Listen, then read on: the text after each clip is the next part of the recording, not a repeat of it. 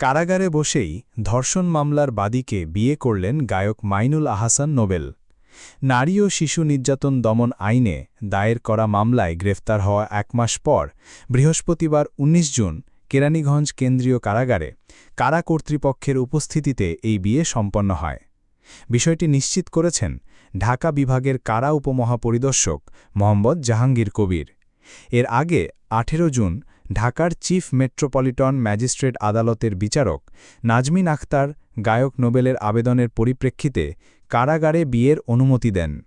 কারাগার সূত্রে জানা গেছে, বিয়ের সময় উভয় পক্ষের সাক্ষী হিসেবে উপস্থিত ছিলেন নাজমা হোসেন, সাবিহা তারিন, মোহাম্মদ খলিলুর রহমান এবং মোহাম্মদ সাদেকুল্লাহ ভুইয়া।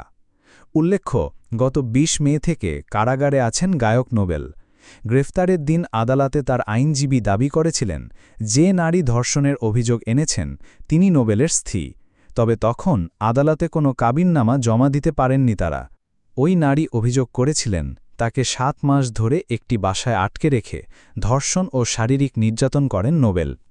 ১৯ মে নারী ও শিশু নির্যাতন দমন আইনে মামলাটি করেন ইডেন কলেজের সাবেক সেই ছাত্রী।